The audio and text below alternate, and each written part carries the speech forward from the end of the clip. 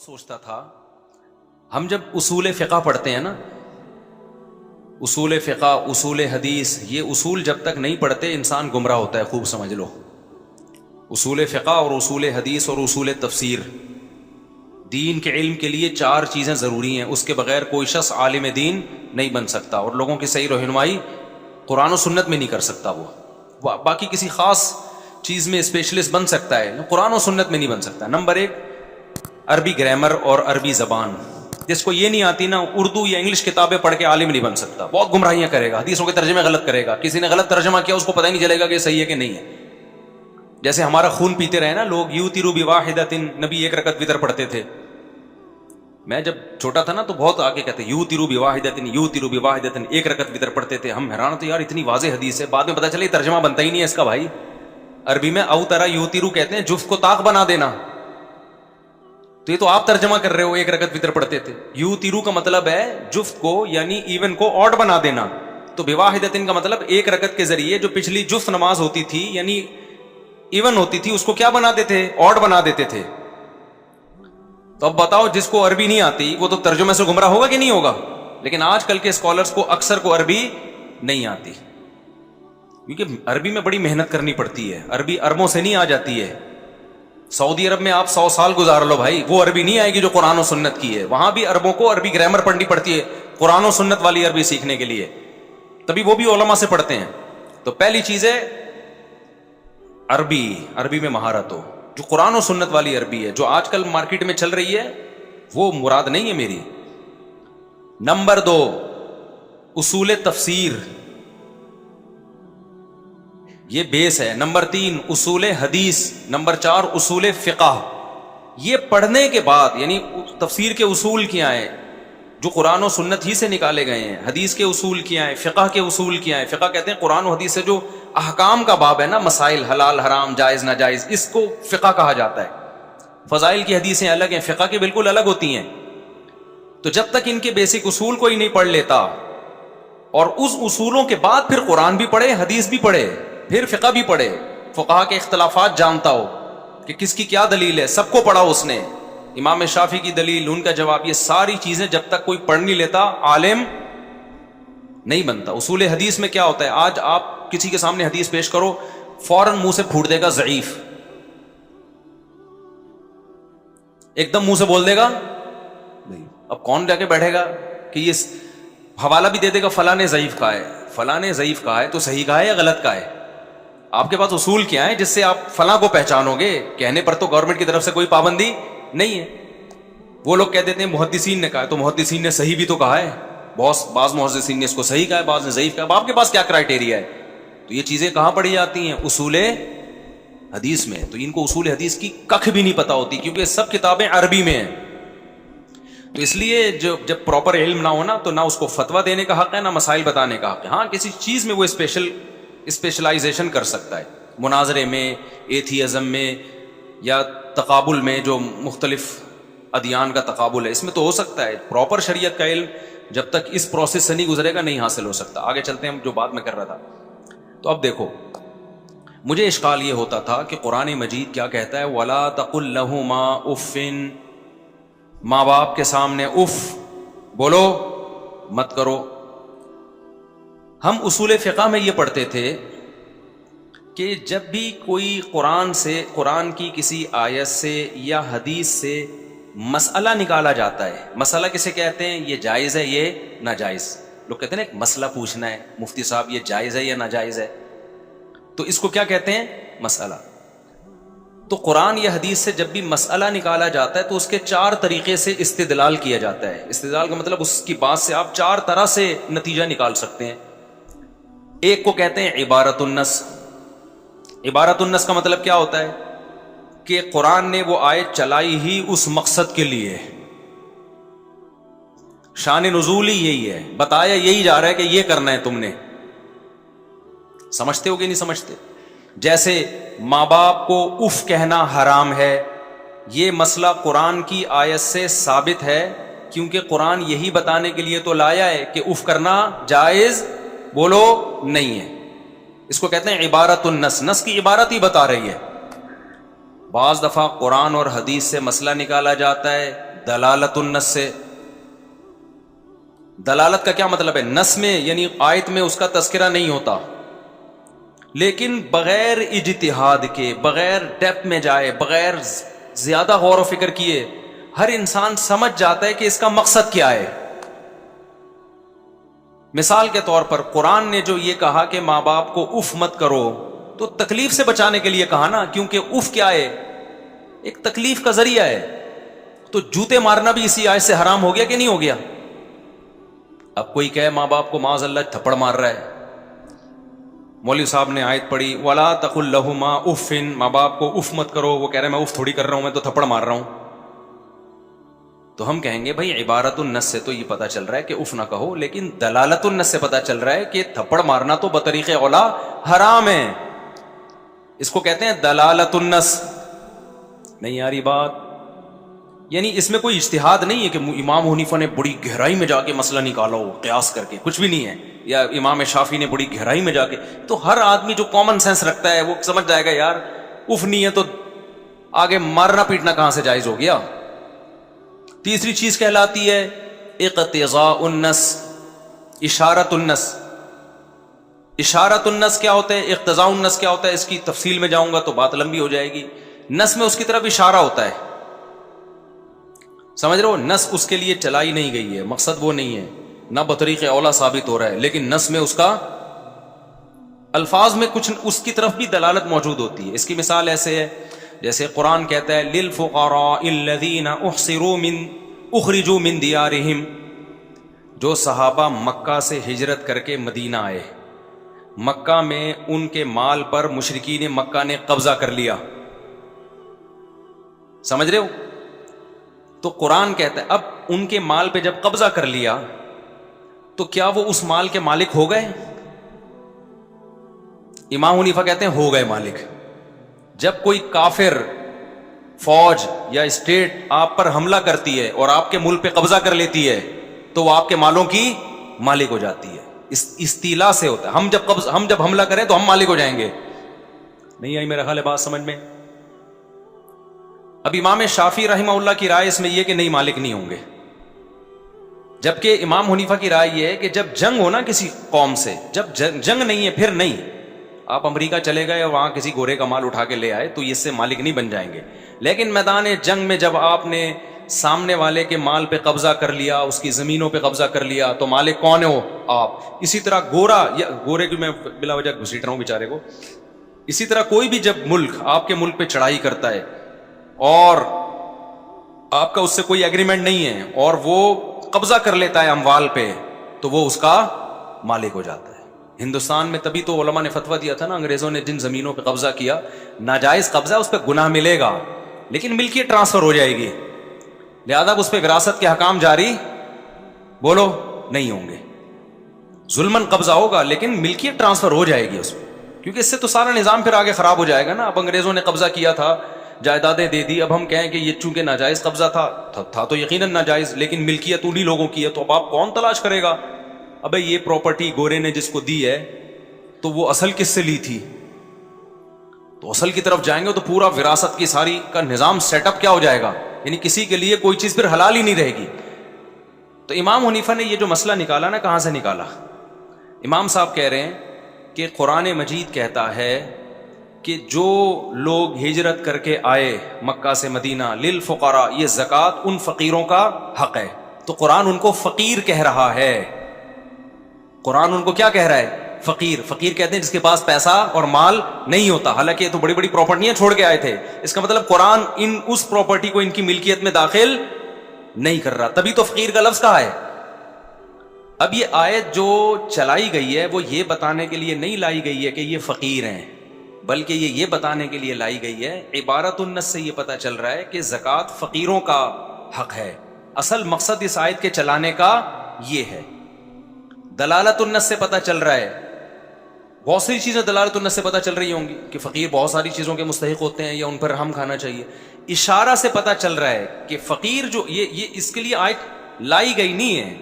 آیت کا مقصد یہ بتانا نہیں ہے کہ جو ہجرت کر کے آ گئے وہ اپنے مال سے محروم، ان کا مال ان کی ملکیت سے نکل گیا، یہ مقصد نہیں. لیکن لفظ میں یہ موجود ہے کہ اللہ ان کو فقیر کہہ رہا ہے، اور فقیر وہ ہوتا ہے جس کے پاس پیسہ نہیں ہوتا. تو اس کا مطلب یہ پراپرٹیوں کے مالک نہیں رہے ہیں.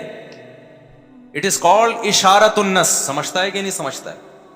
اور ایک ہوتا ہے اقتضاء النس. اقتضاء النس کا مطلب یہ ہوتا ہے کہ جب تک اگلی بات فرض نہیں کریں گے پچھلی ٹھیک ہوگی نہیں. اس کی میں جب چلی پڑا ہے موضوع تو کمپلیٹ کر دوں. آپ بولیں کیا مفتی صاحب اصول فقہ لے کے بیٹھ گئے؟ اصول فقہ کی باتیں کیا لے کے بیٹھ گئے؟ لیکن اب ایک جگہ ٹھکانے تو لگاؤں نا میں اس کو، تاکہ آپ کو پتا چلے یہ ایسا ہی نہیں ہے کہ اٹھ کے منہ اٹھا کے جانا میں نے یہ فلانی کتابیں پڑھ کے اب میں مسائل بتانا لوگوں کو شروع کر دیا میں نے. ایسا نہیں ہوتا. ایک ہوتا ہے اقتضاء النس. اقتضاء النس کا کیا مطلب ہے؟ میں پہلے آسان اس کی مثال دیتا ہوں، پھر قرآن سے مثال دوں گا. دیکھو انہوں نے قسم اٹھا کے توڑ دی، اب ان کے ذمے ہے 10 غریبوں کو کھانا کھلانا، ہے کہ نہیں ہے؟ اللہ کہتے ہیں 10 غریبوں کو تم کھانا کھلاؤ. انہوں نے مجھے کہا مفتی صاحب میری طرف سے آپ 10 غریبوں کو کھانا کھلا دو. اور آسان مثال، ان پر ایک غلام آزاد کرنا واجب تھا. ان پر ایک غلام آزاد کرنا واجب تھا. یہ میرے پاس آئے کہ میرے پاس تو غلام ہے نہیں. مفتی صاحب آپ اپنا غلام میری طرف سے آزاد کر دو. میں نے آزاد کر دیا. اصولی طور پر یہ کفارہ نہیں ہونا چاہیے کیونکہ اپنا آزاد کرنا تھا، پڑوسیوں کا آزاد نہیں. لیکن فقہا لکھتے ہو گیا، قسم کا کفارہ ادا ہو گیا. کیوں؟ اقتضاء. اقتضاء کا مطلب یہ تقاضا کر رہا ہے کہ اس عمل کو ہم درست قرار دینے کے لیے کچھ اور چیزوں کو فرض کریں گے. اصل میں انہوں نے ان شارٹ بات کی ہے. یہ کہہ رہے تھے کہ مفتی صاحب یہ اپنا غلام مجھے بیچ دو، ٹھیک ہے مجھے بیچ دو جتنی بھی مارکیٹ ویلیو ہے، اور پھر جب مجھے بیچو گے تو پھر میری طرف سے کیا کر دو؟ وکیل بن کے آزاد کر دو. تو وکالت بھی ایک عقد ہے اور خرید و فروخت بھی ایک عقد ہے. یا اگر بیچنے کا نہیں ہے تو ہبہ کر دو، گفٹ دے دو مجھے. وہ تو ان کی نیت اور میری نیت پر ہے نا کہ تعلقات کتنے ہیں. بعض دفعہ آپ کوئی کام کر دیتے ہیں، بعد میں آدمی کہتے ہیں پیسے نکال بھائی، اگلا کہ میں تو سب فری، میں صاحب میرے دوست ہیں، میں کروڑ روپے کا غلام تھوڑی تجھے فری میں دوں گا. لیکن یا تو یہاں بے چھپی ہوئی ہے، وہ عرف سے ہم فیصلہ کریں گے، یا یہاں ہبہ ہے کہ مفتی صاحب میرا اپنا غلام مجھے گفٹ کر دو اور پھر میری ہی طرف سے اس کو آزاد کر دو. تو ہم نے یہ جو گفٹ کو فرض کیا ہے، ہبہ کو، یہ کہیں لفظوں میں موجود تھا نہیں.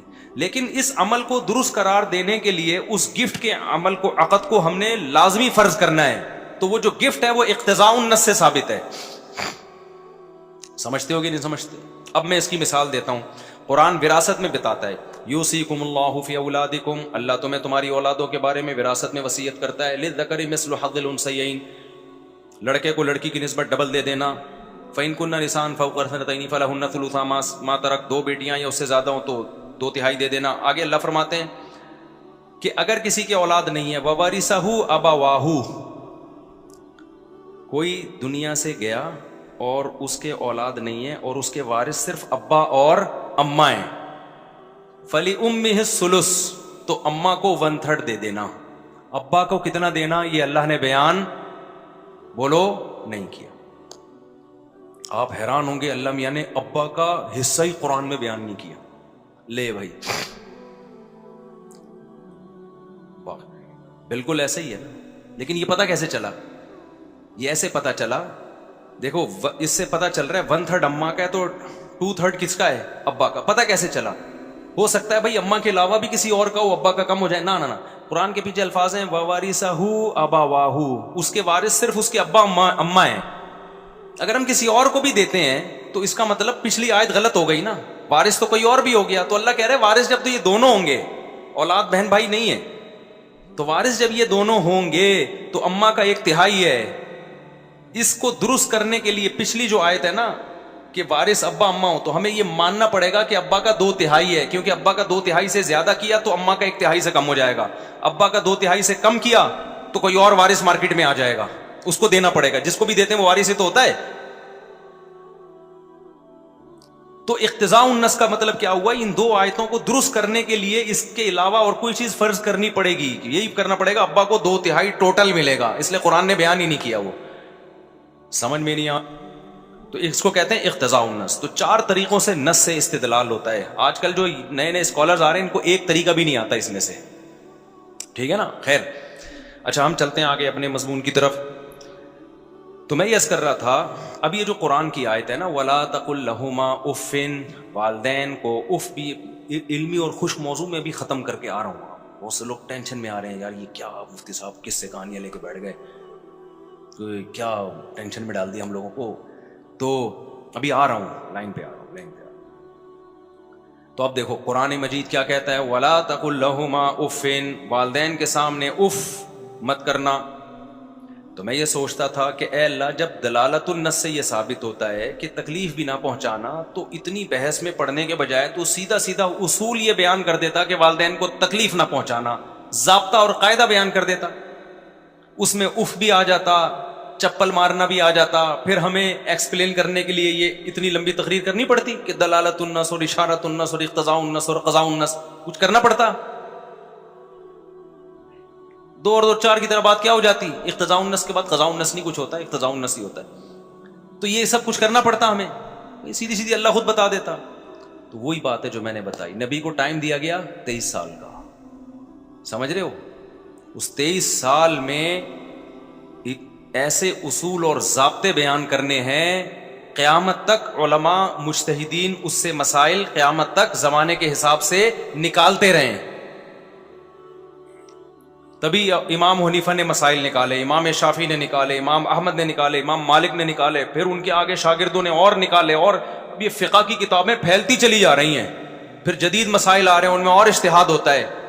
تو یہ قیامت تک, تبھی تو دیکھو 1400 سال ہو گئے, اسلام ابھی بھی کیا ہے, لوگوں کی پریکٹیکل لائف میں زندہ ہے. اگر یہ زمانے کے ساتھ چلنے والا نہ ہوتا تو آج پریکٹسنگ مسلمان مارکیٹ سے شارٹ ہو چکے ہوتے. نام کے مسلمان بھی بہت ہیں تو پریکٹسنگ بھی بہت ہیں دنیا میں, سوٹیبل ہے چل, بلکہ حقیقت یہ کہ صرف یہی چل رہا ہے, باقی کوئی بھی نہیں چل رہا. آپ کہہ سکتے ہو نہیں مسلمانوں کے علاوہ اتنے لوگ چل رہے ہیں, وہ کسی ایک حالت پہ نہیں چل رہے. آپ 100 سال پہلے کا یورپ دیکھ لو, ڈفرینٹ. اس سے پہلے کا دیکھ لو اور ڈفرینٹ. 50 سال پہلے کا دیکھ لو, بالکل ڈفرینٹ. 1990 کا دیکھ لو, ڈفرینٹ. 1990 میں ہومو سیکسولیٹی انلیگل تھی, اس کے بعد اب جا کے ڈفرینٹ. اور 20-30 سال کے بعد آپ دیکھیں بہن بھائیوں کا نکاح بھی یہ لوگ لیگل کر دیں گے. یہ تو کلابازیاں کھا رہے ہیں, نئی نئی چیزیں آ جائیں گی مارکیٹ میں. 1400 سال پہلے جو اسلام تھا آج بھی کیا ہے, وہی ہے. تو اب میں یہ مثال دوں, اس کو کمپلیٹ کروں. اف کیوں کہا گیا, یہ جو اللہ نے فرمایا نا ماں باپ کو اف نہ کرو, تو اللہ یہی اصول اور قاعدہ بیان کر دیتے تکلیف نہ دو, تاکہ ہم اسی سے چیزوں کو نکالتے رہتے. تو اف کہنے کی کیا ضرورت. اف اس لیے کہا گیا کہ تکلیف میں سب سے کم درجے کی تکلیف اف کی ہوتی ہے. اگر اللہ یہ اصول یوں بیان کر دیتے نا لا کی صورت میں کہ اصل ہم یہ کہنا چاہتے ہیں کہ تکلیف نہ دو, تو اس میں لوگوں کی رائے میں اختلاف ہو سکتا تھا. کچھ کہتے گالی دے رہا ہوں, ماں باپ کو تکلیف اگر ہو رہی ہے تو ہونی نہیں چاہیے, ایسے موقع پہ گالی بنتی ہے, یہ ان کا اپنا ہیڈک ہے کہ تکلیف ہو رہی ہے بلا وجہ خام خام. یہ تکلیف کی بات تھوڑی ہے, کام انہوں نے ایسا کیا, اگر میں نے گالی دے دی تو کیا ہو گیا. لوگ ایسے کرتے ہیں نا, گورے تو اولڈ ہاؤس میں جمع کرا دیتے ہیں, کہتے ہیں اس میں تکلیف کی کیا بات ہے, آپ کو وہ تمام فیسلٹیز اور سہولتیں وہاں مل رہی ہیں, بلکہ زیادہ اچھی مل رہی ہیں.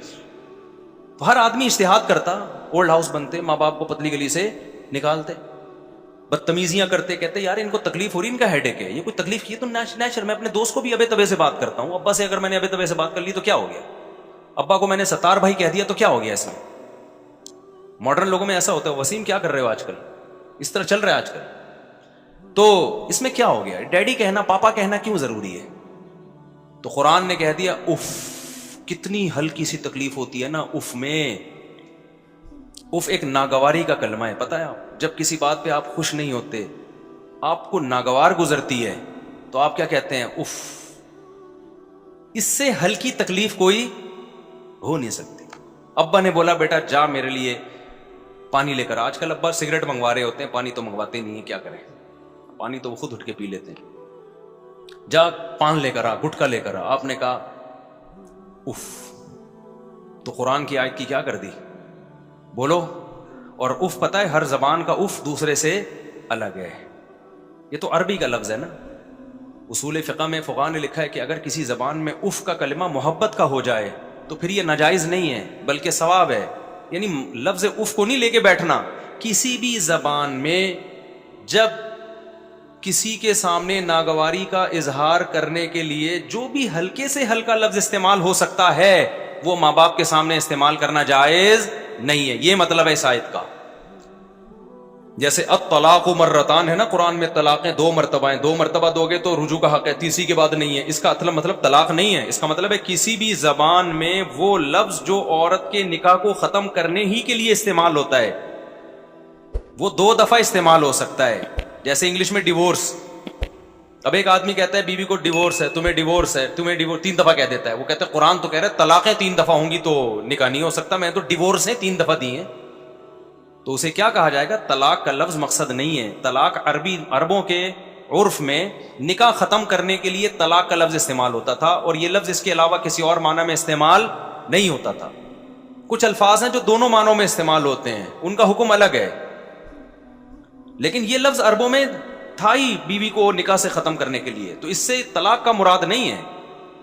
اب قیامت تک کے لیے آیا نا مذہب دین, تو اس لیے طلاق کا تو ایک سائن ہے کہ عربوں میں کوئی لفظ, عربوں میں جیسے طلاق کا لفظ نکاح ختم کرنے ہی کے لیے استعمال ہو رہا ہے, تو اس لیے اللہ نے طلاق کو ہائی لائٹ کیا. تمام مفسرین کیا بیان کریں گے بھائی؟ مقصد یہ ہے کہ صریح الفاظ جو نکاح ختم کرنے کے لیے ہوتے ہیں, جن میں نیت کی ضرورت نہیں ہوتی, وہ لفظ ہی اس کے لیے ہے, تو وہ جب بھی استعمال ہوگا 2 دفعہ کے بعد آپ رجوع کر سکتے ہیں, تیسری دفعہ کے بعد رجوع نہیں کر سکتے. اسی وجہ سے علماء نے استدلال کیا کہ اردو میں اگر کوئی لفظ, جیسے لفظ حرام, بیوی کو کہہ دیا تم مجھ پہ حرام ہو, تو بھی وہی حکم ہے. یعنی 3 دفعہ بول دیا تو نکاح کیا ہوگا؟ ختم ہو جائے گا. وجہ اس کی ہے کہ یہ بھی پہلے زمانے میں طلاق کے لیے استعمال نہیں ہوتا تھا, 10 مطلب نکلتے تھے. اب کس کے لیے استعمال ہو رہا ہے؟ طلاق کے لیے. تو کسی بھی زبان میں کوئی لفظ نکاح ختم کرنے ہی کے لیے یوز ہوگا تو وہی حکم ہوگا جو طلاق کا. تو بالکل یہی مطلب اف کا ہے. تو ماں باپ کو اللہ نے یہ اگر کہتے نا تکلیف نہ دو, تو اس طرح سے اصول بیان کیا جاتا تو اس میں بکھیڑے آنے کا خطرہ تھا. ہر شخص کہتا ہے ایکچولی یہ, جیسے آج کل ٹوپی ڈرامے مارکیٹ میں چل رہے ہیں, ماں باپ کے ساتھ بدتمیزیاں ہو رہی ہیں, پلیٹیں اٹھا کے برتن گھر میں پھینک رہے ہیں, اور جو ہے وہ چیختے ہیں باپ کے سامنے. بوڑھا باپ ہے نا, کما کے اس کو بیچارے کو نچوڑ لیا. بوڑھوں کی زندگی بڑی خراب ہے یار ہماری سوسائٹی. بہت ساری زندگی بیوی بچے بڈھے کو نچوڑتے ہیں, آخر میں اس کو ٹیشو پیپر کی طرح. میرے پاس لندن سے بہت لوگ آتے ہیں جن کا بڑھاپا بہت خطرناک. مسلمانوں کی بات کر رہا ہوں, انگریزوں نے تو یہ ٹینشن لینا ہی چھوڑ دی ہے. انگریز تو کہتے ہیں بچے ہم نے اپنے ماں باپ کو نہیں پالا, تو ایکچولی ہمارے بچے بھی اگر ہمیں نہ پالیں تو یہ کوئی ہیڈ ایک نہیں ہے. ہمارا مقدر اولڈ ہاؤس, ہمارے چونکہ مسلمان فیملیز وہاں جا کے رہتی ہیں, وہ اس خوش فہمی میں رہتی ہیں کہ ہمارا بچہ چونکہ ایک دن ٹوپی بھی پہنی ہوئی تھی, اس نے نہایا بھی تھا, ایک دن جمعہ پڑھ کے آیا تھا, تو یہ ہمیں بڑھاپے میں پالے گا. لیکن آپ کو پتہ نہیں ہوتا آپ کا بچہ ماڈرن بن چکا ہے. اب وہ آپ کی وائف اب ماڈرن بن چکی ہے, ٹھیک ہے نا. سب کوئی بات نہیں کر رہا, بڑی بڑی خاندانی عورتیں لندن امریکہ میں پڑی ہوئی ہیں بھائی, لیکن جو کیسز میرے پاس آ رہے ہیں میں صرف ان کی بات کر رہا ہوں, تو وہ ماڈرن ہو چکی ہیں, ٹھیک ہے نا. تو وہ پھر بیچارے ان کا ایک گروپ بن جاتا ہے بوڑھوں کا, وہاں بیٹھ کے ٹائم پاس کرتے ہیں ایک دوسرے کے سامنے بیٹھ کے, گھر میں عزت نہیں مل رہی ہوتی. یہ بڑے مسائل ہیں. بچوں کو دین سکھاؤ, اور بچوں کو نا بچپن سے اپنے پاؤں بھی دبوایا کرو, ان سے گھروں کے کام بھی لیا کرو. اگر بچپن میں ان کو خدمت کی عادت نہیں ڈالی نا تو دماغ سے نکال دو, وہ تمہاری خدمت کریں گے. تم صرف کھلانے پلانے پر زور لگا رہے ہو, کھا کے. ایک نفسیاتی ڈاکٹر کا میں کلپ سن رہا تھا, وہ بتا رہے تھے کہ بچوں کو جو ہے نا ان کو سیلف ریسپیکٹ دو, ان کو ان کے اچھے کاموں پہ ان کی تعریفیں کیا کرو اور موٹیویٹ کیا کرو. یہ تصویر کا ایک رخ ہے, یقیناً کرنی چاہیے اچھے کاموں پہ تعریف, بچے کو محبت سے سمجھانا چاہیے. اصل یہی ہے, محبت ہی ہے. لیکن اگر ہر وقت وہ اپنی تعریفیں سنے گا نا, اس سے اس کے اندر اپنی برائی سننے کا حوصلہ ختم ہو جائے گا. یہ بھی ذہن میں رکھو. اس لیے اعتدال ضروری ہے. اصل محبت ہی ہے. بلا وجہ بچے کو ڈانٹنا مارنا یہ اس کی علامت ہے کہ آپ گدھے ہیں. سمجھ رہے ہو, یہ آپ کے گدھے ہونے کی علامت. بچہ محبت چاہتا ہے, اس کو دیکھ کے بھی محبت آتی ہے, تو اپنا گدھا ہونا ثابت مت کرو. تو لیکن کہیں ضرورت پڑتی ہے, کچھ ریسٹرکشنز ہوتی ہیں, کچھ پابندیاں ہوتی ہیں, بدتمیزی نہ کرنے دو, اپنے کام خود کرے. 7 سال تک بچے کا یونیفارم ماں प्रेस करेगी और धोएगी। 7 साल का बच्चा हो गया, बेटा अब अपने कपड़े खुद ही इस्त्री कर। हम तो अपने कपड़े खुद इस्त्री करते थे यार। माएँ लगी होती हैं 8 साल के बच्चे के भी कपड़े इस्त्री कर रही हैं, उसके जूते भी पॉलिश कर रही हैं। अबे भाई तू इसकी माँ, ये तेरी माँ है या तू इसकी माँ है? इसको खिदमत सिखाओ, उसको बोलो बेटा मुझे पानी पिलाओ। मैं ये कह रहा हूं उस पर उसकी ताकत से ज्यादा बोझ डालें, गधा बना के रखें, लेकिन कुछ ना कुछ काम लेना उससे शुरू करें। मैं बाकायदा घर में जाके अपने बच्चों से पांव दबाता हूं अपने, लेकिन चूंकि छोटे बच्चे हैं ज्यादा बोझ भी ना है तो उनको बोलता हूं अपनी मर्जी से जितनी देर दबाने हैं दबाओ, ठीक है? जब थक जाओ तो चले जाओ। बोझ नहीं करते कि दबावे इधर जा रहा है, थोड़ी देर वो हिलेंगे जलेंगे फिर शरारतों में लग जाते हैं। आदत तो डालो कुछ तो।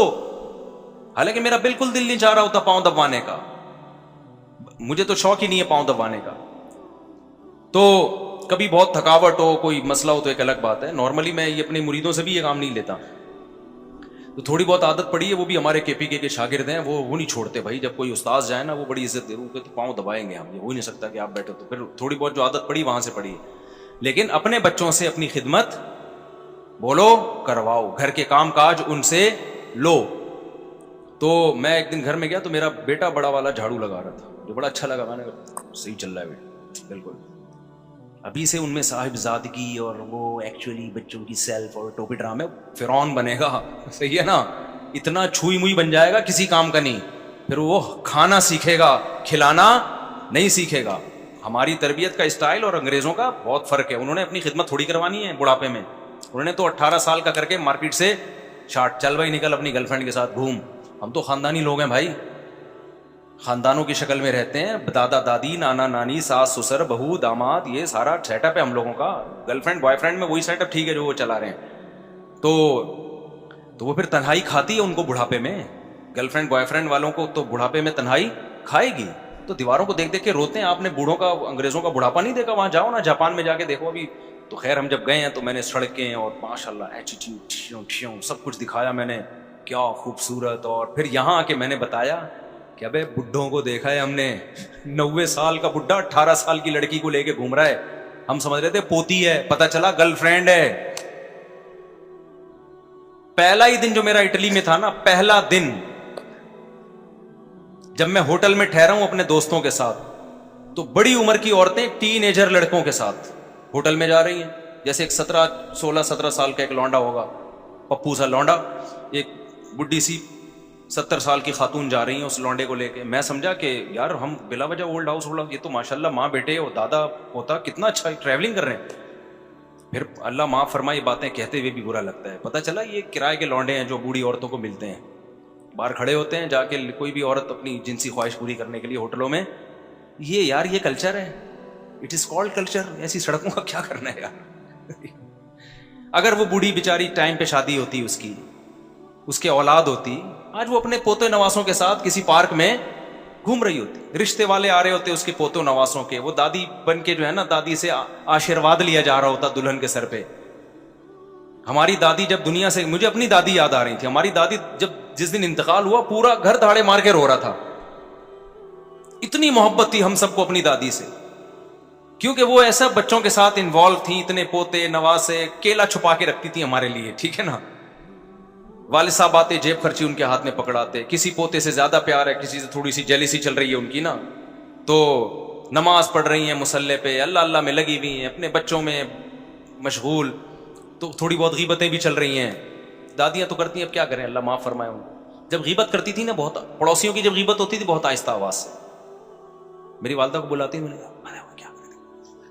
हम कहते थे कि, अम्मा कहते थे हम उनको ना, हम कहते थे ये आवाज वहां थोड़ी जाएगी भाई, इतनी दूर।